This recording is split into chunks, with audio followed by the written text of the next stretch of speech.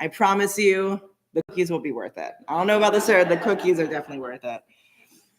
I'm going to invite everyone to take 3 deep breaths.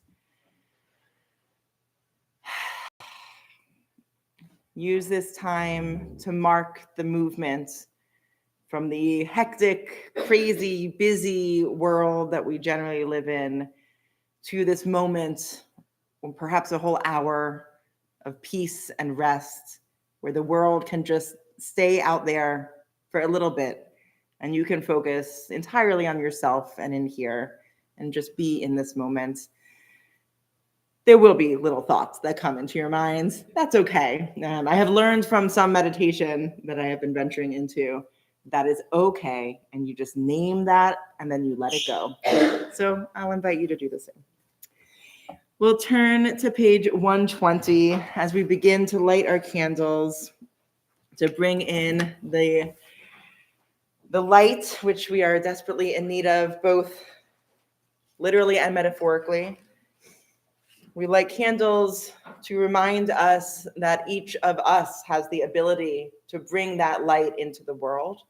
And we take what we have on Shabbat and we bring it out when we leave this building. That's not just the feelings we have or the intentions we carry, but also the things that we experience. So candlelight, brightness. Take a moment to really look at the candles and notice that it makes a difference when we have light in our world.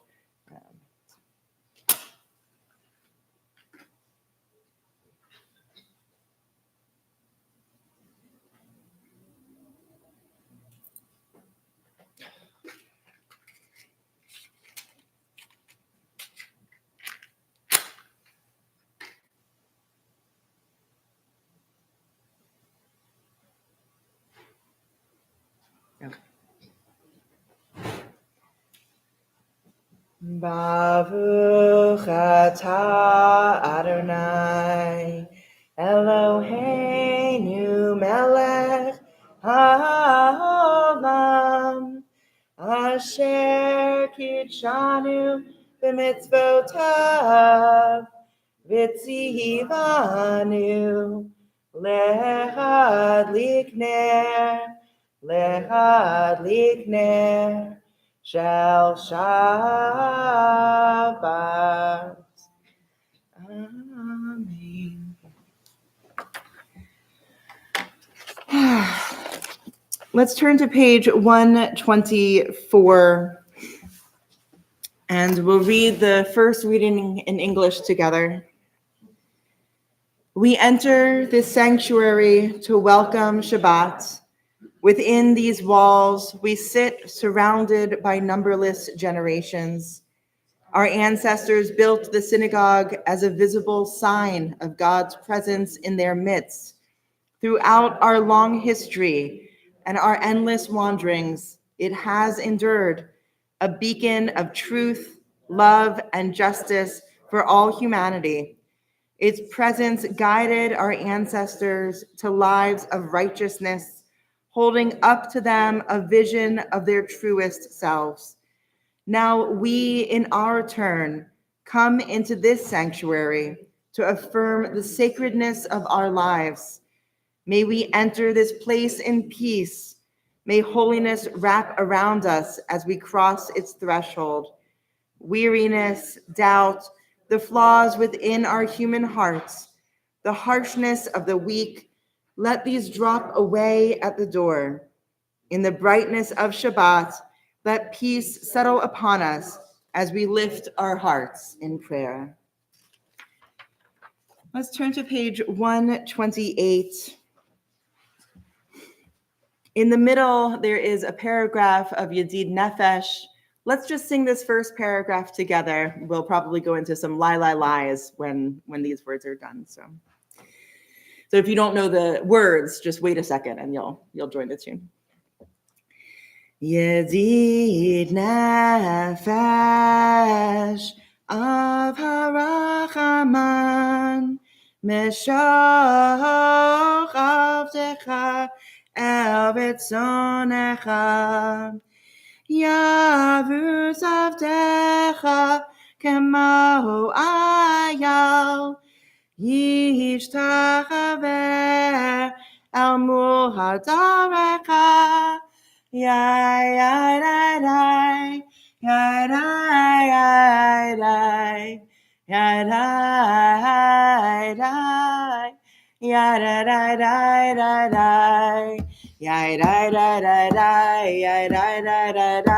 yai,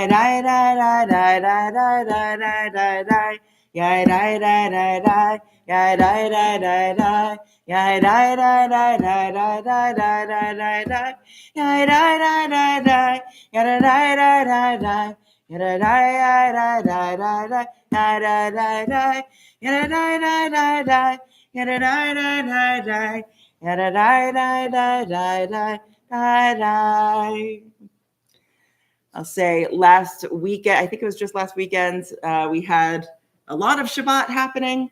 We had a family service earlier, and we had a drumming service on Saturday morning. So I took the opportunity to do some extra conservative Jewish tunes. So I thought I would bring a little Yedid Nefesh back in, see if anyone recognized. And if you ever want me to sing more Kabbalah or something, if you ever have a tune or anything that you grew up with, you need to be able to sing it to me, but then I'm happy to learn it and we can do it together. But often people will say, can you do the traditional tune? I'm like, I don't know what your tradition is, because for me, right, Misha Berach, the traditional tune is Debbie Friedman, which is not the traditional tune at all. But traditions change and grow, and that was one of the beauties of Judaism, is that we have the ability to change and grow and to incorporate things that we love in the rest of the world into our hearts here in our synagogue. The amount of songs that you might think are traditional were actually drinking songs would shock you. So we'll turn to page 138 for Lecha Dodi. We'll sing the first and then the final stanza, and I'll ask you to rise and face the doorway at the final stanza as we greet the Sabbath bride. Lecha Dodi likrat kala, B'nei Shabbat nekabela. Lecha Dodi likrat kala, B'nei Shabbat nekabela. Shamor v'zachor v'dibor echad ishmianu el hameyuchad Adonai echad u'shmo echad l'shem u'tiferet v'elitila lecha dodi likrat kala Panei Shabbat nekabela. Please rise. Lecha dodi likrat kala, Panei Shabbat nekabela. Boi v'shalom ateret bala, gam besimcha uv'sochola, toch emune am segula. Boi kala, Boi kala. Lecha dodi likrat kala, Panei Shabbat nekabela. Lecha dodi likrat kala, Panei Shabbat nekabela. You may be seated. Let's turn to page 142 for Shalom Aleichem. Shalom Aleichem, Malachei Hashavet, Malachei Elyon. Mi Melech, Malachei Hamlachim, HaKadosh Baruch Hu. Roachem l'shalom, Malachei Hashalom, Malachei Elyon. Mi Melech, Malachei Hamlachim, HaKadosh Baruch Hu. Baruch Hu ni l'shalom, Malachei Hashalom, Malachei Elyon. Mi Melech, Malachei Hamlachim, HaKadosh Baruch Hu. Zeitem l'shalom, Malachei HaShalom, Malachei Elyon. Mi melech, Malachei HaMelachim, HaKadosh Baruch Hu. Beautiful. I invite you to rise as we turn to page 144 for Chatzi Kaddish. We'll go right into the Baruch Hu from there.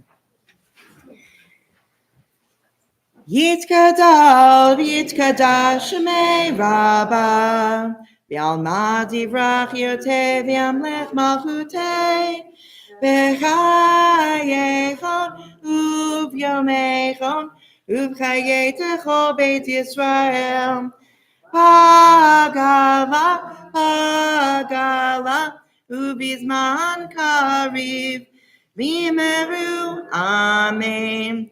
Yehei Shmei Rabba Mevarach, Le'olam Olam Me'omaya, Yitbarach, Yitbarach, Vishtabach, Vitba'ar, Vitchoman, Vitnaseh, Vitadar, Vitaleh, Vitalal, Shmei Tekudsha, Berechu, Le'la Minko Birchata, Vishirata, Tushbechata, Benechemata, Tamihiran Bialma, V'yimeru, Amen. Page 146. Baruch Hu et Adonai HaMevovach, Baruch Adonai HaMevovach, Leolam Vaed. Baruch Adonai HaMevovach, Leolam Vaed. You may be seated. Let's turn to page 149, and we will read in the English at the top. Praise to you, Adonai our God, from whom the evening flows.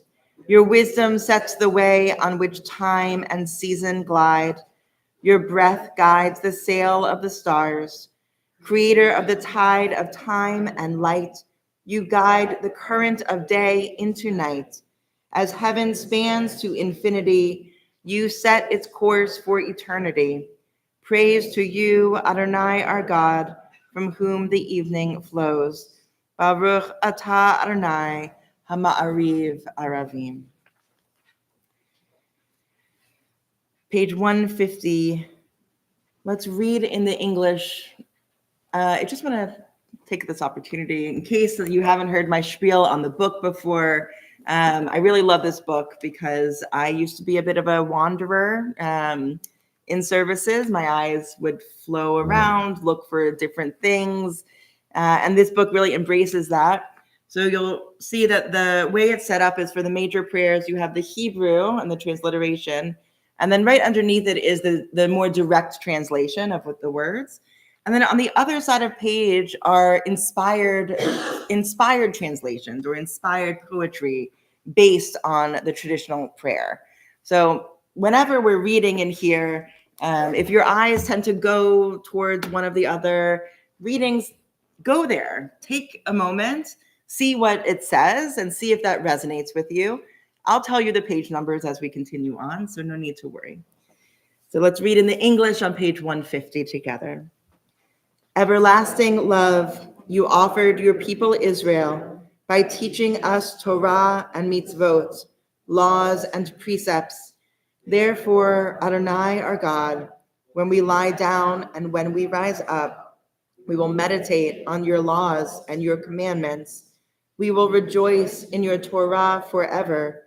Day and night we will reflect on them, for they are our life, and doing them lengthens our days. Never remove your love from us. Praise to you, Adonai, who loves your people, Israel. Baruch atah Adonai, Ohev Amo Yisrael. Page 152. I invite you to close your eyes and take a deep breath as we say Shema together. Shema Yisrael, Adonai Eloheinu, Adonai Echad, Baruch Shem Kevod Malchuto Leolam Va'ed.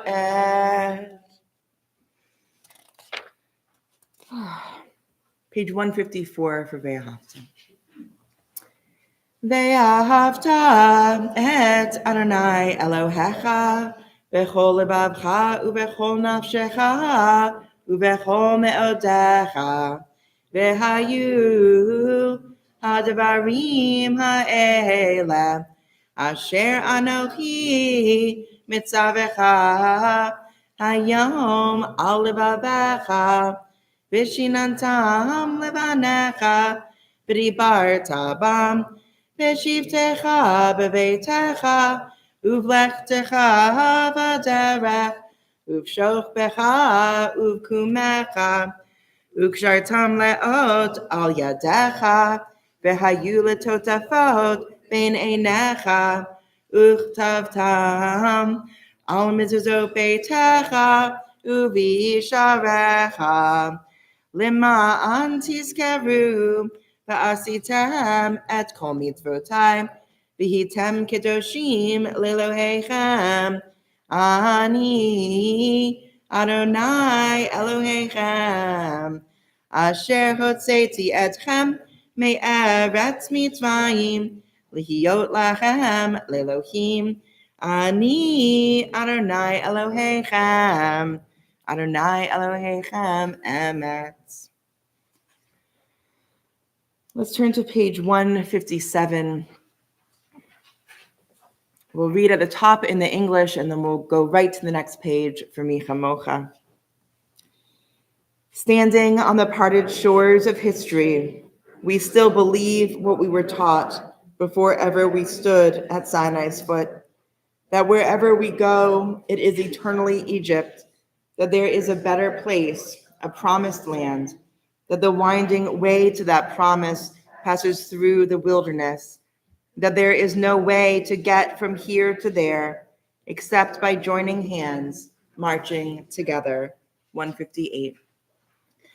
Mi chamocha ba'elim Adonai, mi chamocha nedar b'kodesh, no vatehilot osei fele, no vatehilot osei fele.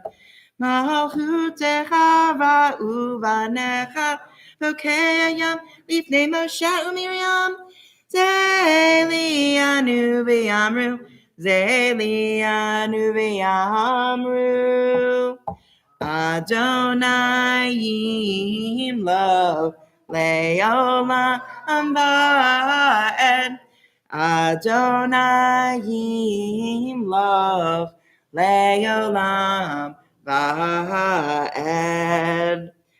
ונאמר כי פדה אדוני את יעקב וגאלו מיד חזק ממנו, ברוך אתה אדוני גאל ישראל. Let's turn to page 161. Let's read the top reading all the way in the English. We normally just take the first two lines and sing it, but let's read the whole thing. Let there be love and understanding among us. Let peace and friendship be our shelter from life's storms. Adonai, help us to walk with good companions, to live with hope in our hearts and eternity in our thoughts, that we may lie down in peace and rise up waiting to do your will. Baruch atah Adonai, hapoves sukat shalom aleinu, ve'al kol amo Yisrael, ve'al Yerushalayim. We turn to page 162 for Vishamru, your reminder that if God could create the world in 6 days and take a break, you can too. Vishamru b'nei Yisrael et HaShabbat, Lasso et HaShabbat, Ledorotam Berit Olam, Vishamru B'nei Yisrael et HaShabbat, Lasso et HaShabbat, Ledorotam Berit Olam. Beini uvein b'nei Yisrael, Oti leolam, Oti leolam, Vishamru b'nei Yisrael et HaShabbat, Lasso et HaShabbat, Ledorotam Berit Olam.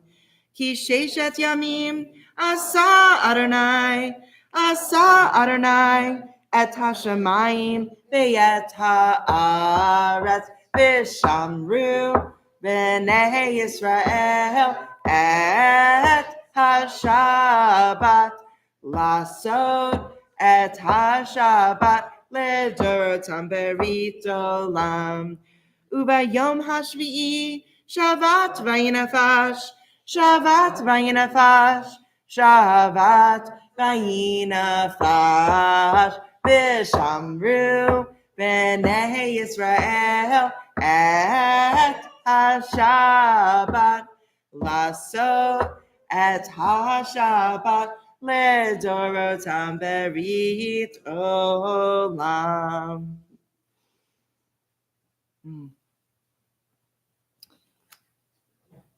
We are a people in whom the past endures, in whom the present is inconceivable without moments gone by. The Exodus lasted a moment enduring forever. What happened once upon a time happens all the time. Page 164 brings us into Amidah. This is our time for contemplation and a private conversation with the divine. We will sing the first meditation together, and then you're welcome to continue on silently, reading either the words on the page or the words that are in your heart. And when you have finished with your Amidah, you may be seated and we'll continue on. I invite you to rise now as you're able. 164. Adonai tzefatai tiftach ufi yagid tehilatecha. Adonai, open up my lips that my mouth may declare your praise.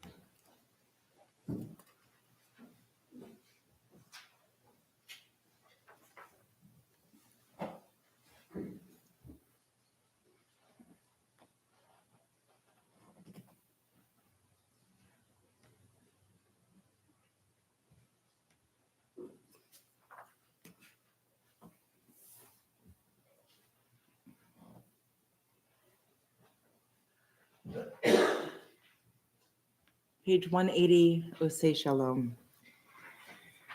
Oseh Shalom, Bimromav, Hu Ya'aseh Shalom, Aleinu, Ve'al Kol Yisrael, Ve'imeru, Amen. Oseh Shalom Bimromav, Hu Ya'aseh Shalom, Aleinu, Ve'al Kol Yisrael, Ve'imeru, Amen.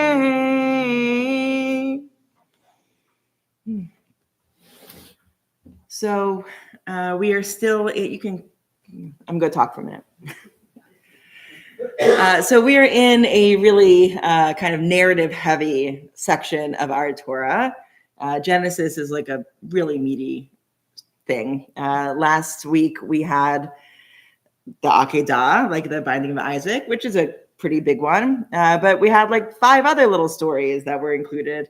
And to this week we have quite a lot as well. This week we are in Chaye Sarah, the life of Sarah, which, does anybody know the next sentence? I just saw a meme on like my rabbi Facebook page. Does anybody know what I'm going to say next? It is called The Life of Sarah, and ironically, in the first line, she dies. There you go. Okay. Why is it called Chaye Sarah? One, our naming patterns are really not that unique. The first unique word in the first sentence of your parsha is what the parsha is called. So the fact that she does indeed die in the first sentence makes sense. The life of Sarah was however many years old. But it also relates back because just a few sentences beforehand in last week's parsha, Abraham and Isaac had a very traumatic incident on the top of a mountain. And Abraham almost kills his son. We know the version where the angel comes and stops Abraham before that happens. Isaac is fine, and everybody kind of goes home. But there's many midrashim that take interesting divergent ideas. And one that shows up quite often in a few different midrashim is that the moment that Abraham was about to slay his son, the Satan, Hasatan, which we would interpret as the adversary, appears to Sarah. Now, Sarah, right, the mother of Isaac and the wife of Abraham, was not told about this plan that God had given Abraham. And she has just known that her husband and son and a couple of servants went on a trip a few days ago. And that is the information that she has. And so when Hasatan appears to her, he is laughing and says, "Do you know where your husband is? Do you know where your child is?" And she says, "No." And the Satan says, "Your child is in heaven because Abraham killed him." And it's that moment that her soul leaves her body. The heartbreak was so intense that is how we often interpret her death, that her soul left her body upon hearing that information. And that was the end of her life. It is a very tragic idea that her life would end because she was told something that is based in truth, and that it was a truth that was kept from her, and that the shock of this truth would be the end. And it means that neither Abraham nor Isaac would be able to speak with her after this incident, which they probably both would have benefited from because both of them were incredibly traumatized. Abraham as well, let's be honest. But they don't get that opportunity. And Sarah is a difficult figure in our Torah because she makes some mistakes. She had the whole Hagar situation, not great. And she didn't have as much agency as we would prefer, right? She's already married to Abraham when Abraham gets the word from God to leave everything that she also has known and go to some other place that she's not being told about. Sarah's just along for the ride. Abraham's having this whole situation with God, having a very good conversation, having very intense conversations, and Sarah just has to take Abraham's word for it. And she does. She does. But now this parsha, we move into a different female figure that actually has a shocking amount of agency, especially within the world that we are living in. We meet Rebecca. So I'll give you, after the Akedah, right, after the binding of Isaac, the angel comes, stops everything, says, Abraham, I'm so glad that you listened to my blind faith word. You know, we can have a larger conversation about the binding of Isaac and did Abraham do the right thing or the wrong thing? And every year I'll say something different. But the truth is that they both left not together. So we hear that Abraham walks back down the mountain and he rejoins with the two servants and they go to Beersheba. Isaac is not included. Isaac goes somewhere else. Some people say that he goes to see Ishmael, his brother, and Hagar, his stepmother, and kind of recover with them, because being almost murdered by your father probably needs a little time to process. And Abraham goes back, and the first thing he does is he says to his servant Eliezer, go find Isaac a wife. Go find Isaac a wife. He's just buried his wife. He's just buried Sarah. We had the whole buying the cave saga. And the only thing that he really wants before the end of his life is to make sure that his child is taken care of, is in a relationship, has the opportunity to have children and live a life that he would want. But Abraham doesn't talk to Isaac. In fact, Abraham and Isaac never speak again. After the Akedah on top of the mountain, they go their separate ways, and Abraham dies before Isaac comes back. But he doesn't die without first sending Eliezer on this very long mission to find the perfect wife for Isaac. And so Eliezer goes back to Iran, which is where Abraham was kind of from. And he is told, how will I know, right? The question is, how will I know the right lady for Isaac? And Abraham, the message is, she'll offer you water and she'll offer to water your camels as well. Which is a big deal because we're doing wells, right? Every watering requires a lot of upper arm strength. And camels drink a lot of water. So that's really going above and beyond what would be neighborly, you know. So Eliezer gets there and he's at the well maybe 2 whole minutes before a lovely woman comes and says, oh, are you traveling? Do you need some water? Why don't I get you some water and I'll get some for your camels too. Eliezer says, I barely got here and I'm already got it. We're done. Turns out this is family of Abraham's, and Rebecca is very game for this adventure. She and Eliezer talk at the well. He tells her what his deal is. You know, I come from Abraham and I'm here to get a wife for Isaac. Are you interested in the gig? And she's like, this sounds like a good one. Let's go home. She introduces him to her whole family. And everybody's like, great, great, great. Love a wedding, love a marriage. Perfect. They have a nice dinner. They go to bed. The next morning they wake up and Eliezer's like, all righty, Rebecca, let's go. And her mother and brother are like, oh, you don't have to go right now. Stay a day, stay a week. You can hang out for a little bit longer. Because they just met this guy and they don't want to get rid of their daughter. They want to keep her around for a little bit. But Eliezer says, don't delay me. There's probably some understanding that Abraham's time is not long. And Eliezer says, I have to go. I have to go back. We have to complete this mission. And the mother and brother of Rebecca say, well, this is the part that might not seem so important, but really is. He said, well, let's ask Rebecca. Let's ask her what she wants to do. And they call her in and they tell her, do you want to go today or do you want to stay for a little bit? She says, I'll go. Sounds good to me. I'll go. And so they pack their bags and they head on out. Today, that seems like a normal conversation. But in this time period, women really did not own themselves. They were considered some level of property, not like a chair. Right? That was never really the reality. But women were subservient to the men in their lives. They couldn't own things, right? They couldn't inherit things. They certainly couldn't work in many industries. And they were really at the whim of kind of the men in their world. A woman goes from being the property of her father and then being transferred to property of her husband. And according to Jewish law, the only time that a woman is property of herself is when she is a widow, when her husband dies and she is an adult, and now she gets to make her own decisions. Not awesome. So the fact that her family would ask her every step of the way, do you want to get married? Do you want to go today? Are you sure? Checking in with her. This is a very big deal. Very big deal. And later we hear more about Rebecca.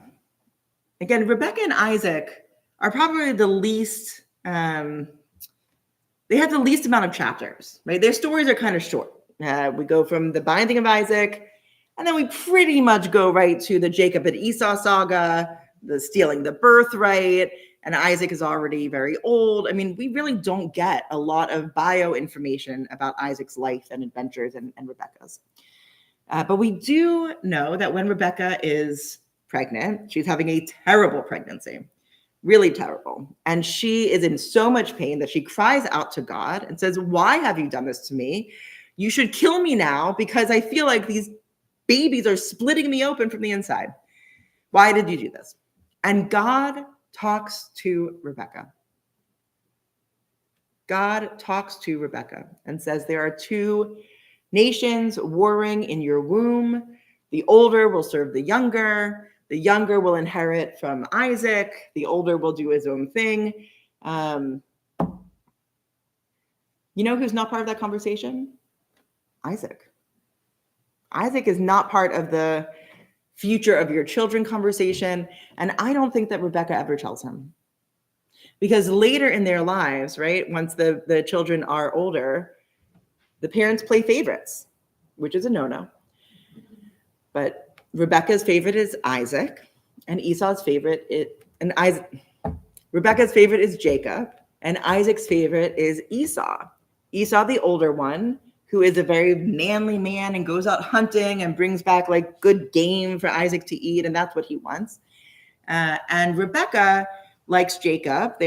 Jacob is much calmer. He, interestingly, is often seen as a feminized figure. It's very interesting if you're interested in that kind of understanding of gender and gender ideology. And anyway, Jacob's a cool one. But I can't help but think that Rebecca favors him because she knows that he's the one from the prophecy. Like God literally said, this is going to be the one that is going to take the family religion onward. And yet she still doesn't tell Isaac. She never tells her husband, to the point where she helps Jacob trick Isaac into giving him the senior blessing. And then when Esau finds out and realizes he's lost all of his inheritance, she tells Jacob to run to her family for safety, and Esau will calm down in a few dozen years. I think that Rebecca might be the most autonomous female in Genesis. Later books have more stories. Deborah is a prophet, a tremendously powerful woman in Torah, but that is outside of the Torah. That is part of the second kind of chapter in our Hebrew Bible. It is not written in this scroll. This scroll is the 5 books of Moses. It goes from Genesis to Deuteronomy. It's from creation until we're on the brink of entering into the land of Canaan. And that's where it ends, right? And within that story, truly, I think Rebecca has the most agency. She's one of the very few female prophets, because you're a prophet if God speaks to you. And she clearly wore the pants in the relationship with Isaac the whole time. Why am I so interested in this today? Well, it's the Torah portion, so that's one. But we're living in a world that I think mythologizes the past and creates this story that when people were in their place. There was harmony everywhere, right? When clear gender roles were in place and women were in the home and men were out working, that's the ideal version of what life should be. I clearly don't agree. I don't think I could be a stay-at-home mother, to my children at least. And I like my job. I'm thankful that I live in a time where I can have this job, because until about 70 years ago, I couldn't have. The first female rabbi was in the 50s. We're in the 75 years ago. Even in Torah, there were differences in how families looked. Even in Torah, there were differences in who had more power in their relationships. Even in Torah, from 4,000 to 3,000 years ago, things were not so clear-cut as many people would like us to believe that they were. People have always been messy, and women have always been loud. I don't see any reason that would have changed, and clearly we have historical documentation here that has been a consistent reality for us. So whenever you are being told of the good old days or the period of time that the world made sense and everybody kind of knew their place and nobody stepped out of line, you can push back and say, I think Rebecca would differ. I think she would like to differ with you. And if somebody 3,000 years ago could have that type of experience and relationship with God, there's absolutely no reason that all of us can't have that experience and relationship with God today. Male, female, wherever we lie on whatever spectrum we might be on, all of us have the capacity to hear the words of the divine that are speaking to us all the time. It might not be as clear as Rebecca's prophecy, but if you listen closely and you trust yourself, you might hear the whispering of the words that you can change our world and that you have power. You have a tremendous amount of power in every moment that we walk down the street, in every interaction that we have with strangers or loved ones. We have power to make a day better.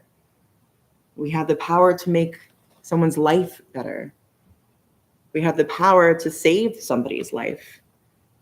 We're living in a time where people need help.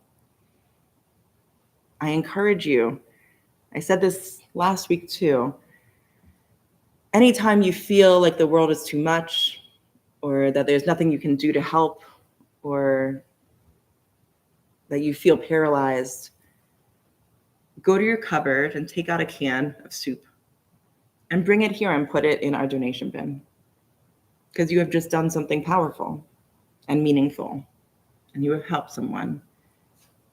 No matter how it can feel in a world that keeps coming at us quickly and intensely, we are able to make a change. We are able to help our community, and we are able to live out the commandments that we have been given for over 3,000 years. So Shabbat Shalom, everybody, and I hope you find your way of changing this world this week. We'll turn to page 586 for the Aleinu. I will invite you to rise as you are able. And a reminder that we start with the second Aleinu paragraph on the page. Aleinu l'shabeach ladon hakol, latet gedulat liyotzeh bereshit, shelo asanu kigrei ha'aratzot, v'lo samanu k'mishpachot ha'adama, shelo sam halkenu kahem, v'go aleinu kechol hamonam, v'anachnu kovim, u'mishtachavim u'modim, Lifnei Melech, Molhei Hamlachim, Hakadosh Baruch Hu, top of 588, Shehu Notei Shamayim, V'Yosei Haaretz, U'Moshe V'Yikaro, V'Shamayim Ima'al, U'Shchinatu Zo, Begove meromim, Hu Eloheinu Einod, Emet Malkeinu Efes Ulato, Kakatuv Betovato, V'yadata Hayam Behashevota Elevavecha, Ki Adonai Hu HaElohim Bashamayim Mimal V'yal Haaretz Mitachat Einod, Milah 591. V'na'amar V'haya Adonai Melech al kol haaretz. Vayom hahu Yihya Adonai echad. Ushemo echad. You may be seated. As we turn to page 598 and prepare for the mourner's Kaddish, we think of those who have passed recently or in this time in previous years. In our community, we are remembering Bessie Lofshe, Janet Mann, Samuel Silverman, Paul Seidman, Abraham Chesler, Florence D. Levine, Lillian Rogers, Philip Kinberg, Ruth L. Blanc, Gertrude Shergan, Alice R. Klein. If you're in a period of mourning or observing a yard site, I invite you to say those names out loud or in your heart.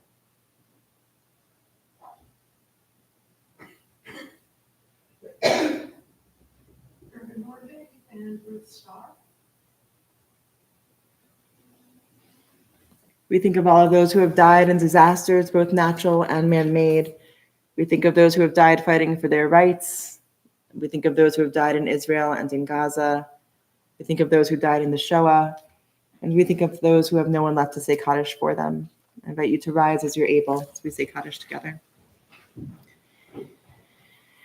Yitkadal v'yitkada shemei rabbah Be'alma divrach yotei v'yamlech malchutei V'chayechon uv'yomechon uv'chayei dechol beit Yisrael V'agala uv'yizman kariv v'imru amen Yehei shmei rabbah mevarach le'olam olmei olmaya Yitbarach v'yishtabach v'yitpa'ar v'yitchoman v'yitnaseh V'yitadar v'yitaleh v'yitalal Shemei dekudsha berechu Le'ela min kol birchata v'shirata Tushbechata v'nechemata Da'amiran be'alma v'imru amen Yehei shlama rabba min shemaya V'chaim aleinu v'al kol Yisrael v'imru amen Osei shalom b'mromav Hu ya'aseh shalom aleinu v'al kol Yisrael v'imru amen.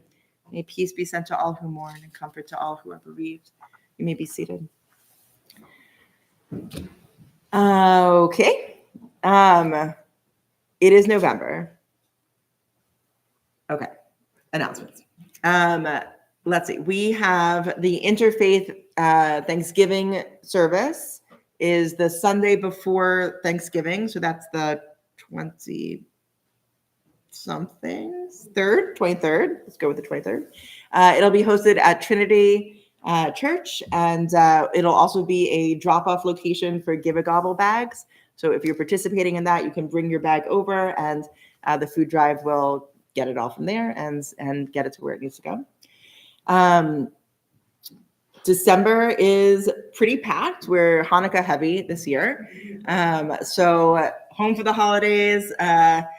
It sounds like we're actually off to a good start, but we can always use more latkes. If anybody feels like making 100 or so latkes at home and bringing them over here, that'd be great. You can do 50. That's also fine.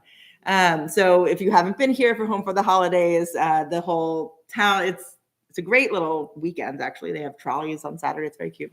But Friday nights, everybody watches Santa come down Main Street on a fire truck, and then they turn the corner and they invade CBS for a lot of latkes and donut holes and some Hanukkah activities.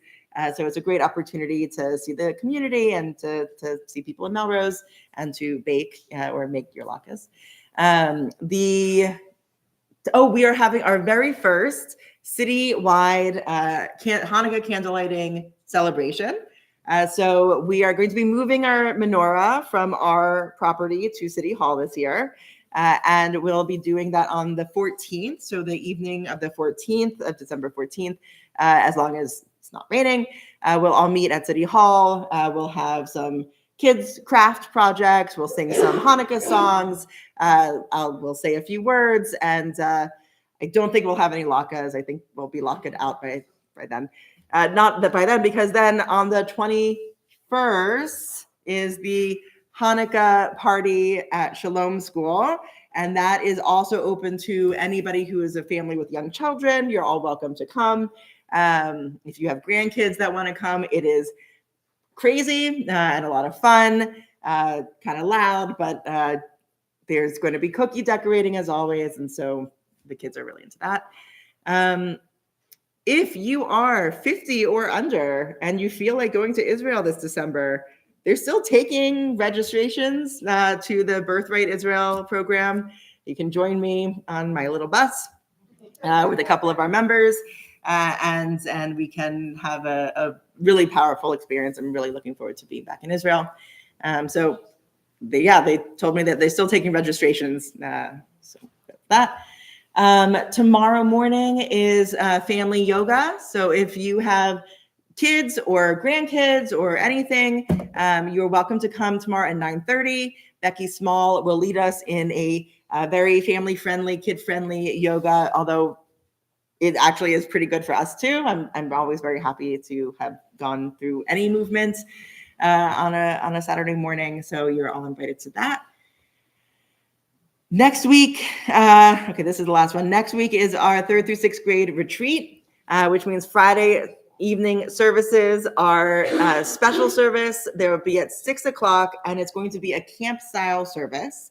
So we're going to be in the round, and we have a song leader coming for this song leading at SciTech, which is the kind of STEM Jewish camp in Boston. So he'll be leading us in, a very camp-like experience. So if that's interesting to you, come on over. There'll be about 30 3rd through 6th graders and siblings. So if that's not exciting for you, take next week off. And if that is interesting to you, then come on down. Anybody else have announcement? The Sisterhood Hanukkah party is also on December 21st. Oh, great. Yes. A little after. Yes. And it's not just for Sisterhood members, but any women in the temple. And we will be offering babysitting. So if you know somebody who would like to come, Great. we have babysitting. Great. Thank you. That's a good call. Maybe I'll go. I wouldn't saddle the babysitters with my children. It'll be fine. Anything else? I'm sure Torah study is a time and a place. If you're interested in Torah study, is every other Sunday. Not this Sunday, but next Sunday. Okay, next Sunday. And if you're interested in that, you can talk to Ruth because Tug's not here right now. All right. Sorry about that. So we'll be putting this in the bulletin, but we have started last year. We shifted the Christmas dinner on Christmas Day. We did not have in-person interest, so we are doing 2 opportunities to cook at the kitchen to freeze meals for the community freezer. When we're moving it closer to Christmas this year, so we're doing the 16th and the 23rd, Nice. which are both Wednesdays. And all the information and the form will be in the bulletin, and then Hillary will send lots of announcements. We are seeking donations, so we have a suggested donation because we want to contribute back. So Great. Okay. Let's turn to 625 for Adon Olam as our final closing song.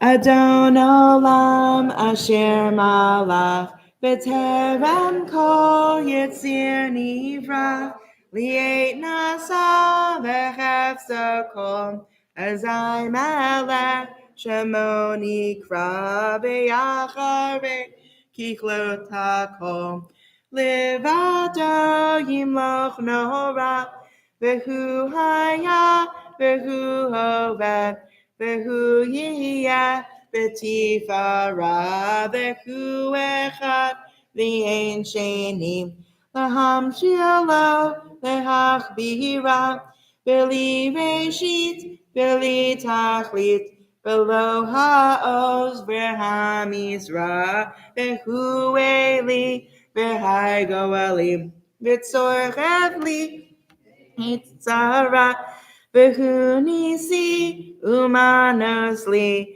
מנת כוסי, ביום אקרא בידו, הפקיד רוחי, ועת אישן ואירה, ואם רוחי גביעתי, אדוני לי ולא אירא. Shabbat Shalom, everybody. Please return your books, come on over, grab a wine or a grape juice, and we will continue with Kiddush.